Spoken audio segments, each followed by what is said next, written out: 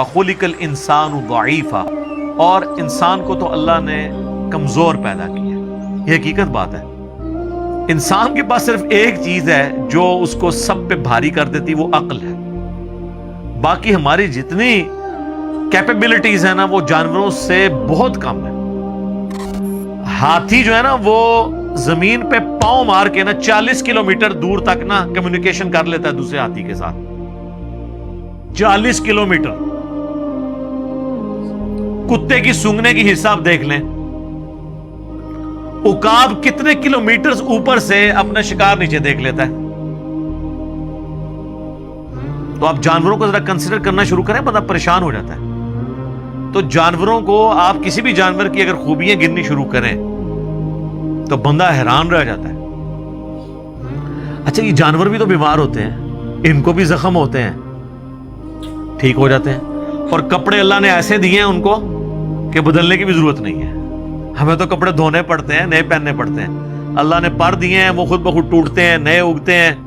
صفائی والا معاملہ بھی ان کا ہوتا رہتا ہے، ان کو کوئی نلاتا دلاتا نہیں ہے. تو آپ ایک اگر جانوروں کی کوالٹی دیکھیں تو انسان تو آپ کو نظر آئے گا کہ واقعی یہ جو اللہ نے فرمایا میں خلق الانسان ضعیفا، اتنا کمزور ہے انسان کہ آپ انسان کے بچے کو ٹیبل پہ رکھ دینا وہ نیچے گر جائے گا. لیکن آپ بلی کا چھوٹا سا بچہ بھی ٹیبل پہ رکھیں وہ نیچے نہیں گرے گا. اس کی جبلت میں اللہ نے ڈال دیا. یہ جو مرغیوں کے چھوٹے چھوٹے چوزے جب نکلتے ہیں انڈے سے، کس اسکول میں جاتے ہیں وہ؟ دانا چگنا سیکھنے کے لیے، پانی پینے کے لیے.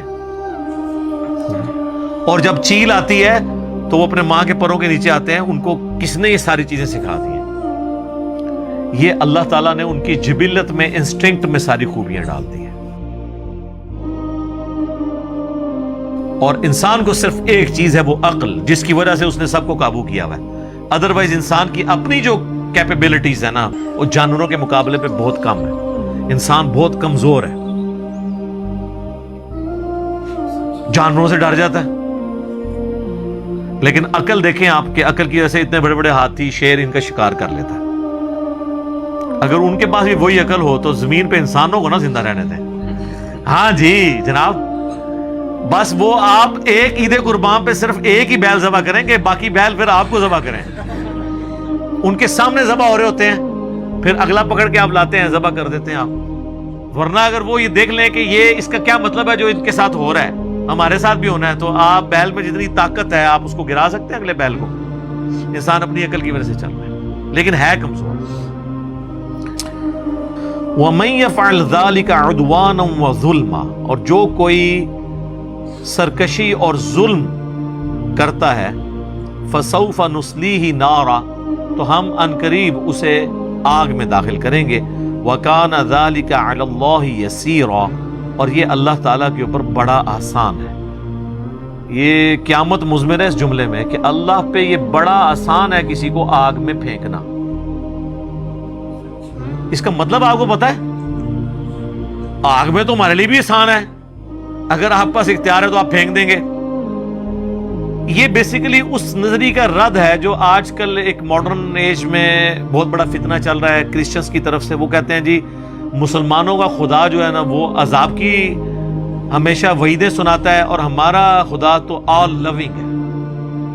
خدا تو وہ ہوتا ہے جو ہر حال میں اپنی مخلوق سے پیار کرے.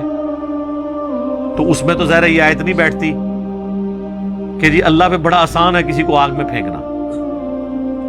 انسان کے لیے تو اختیار بھی دیا ہو دل پسیج جاتا ہے. ہم تو ایک بلی کو نہیں آگ میں پھینک سکتے. اللہ کہہ رہے ہیں میرے لیے آسان ہے. یہ بتایا جا رہا ہے کہ اللہ تعالیٰ کے وہ جذبات نہیں ہیں. یہ جو لوگ اکثر کہتے ہیں نا جی اللہ ماں سے بھی 70 گنا زیادہ محبت کرتا ہے. اچھا تو اگلا سوال ہے کیا ابو جہل سے اللہ تعالیٰ اس کی ماں سے زیادہ محبت کرنے والا ہے؟ ابو لہب سے جو اللہ کے دشمن ہے، اس کے پیغمبر کے دشمن ہے؟ نہیں. یہ ماں سے زیادہ محبت اس کے لیے جو واقعی کردار ویسا اڈاپٹ کرے گا. اور اللہ کے کوئی جذبات نہیں ہیں، یہ مخلوق کے جذبات ہوتے ہیں. وہ کہتے ہیں جی میری ماں کو اختیار دیا جائے تو مجھے کبھی دوزخ میں نہ پھینکے، تو اللہ کیسے پھینکے گا؟ اس لیے کہ اللہ ماں نہیں ہے، اللہ بوڑھی نانی اماں نہیں ہے، اللہ کے ویسے جذبات نہیں کہ وہ اپنے جذبات سے مغلوب ہو جائے. انسان اپنے جذبات سے مغلوب ہو جاتا ہے. اللہ کے ساتھ یہ کمزوریاں نہیں جڑی ہوئی، اس کے لیے کوئی مشکل نہیں کسی کو جہنم میں پھینکنا، بہت آسان ہے.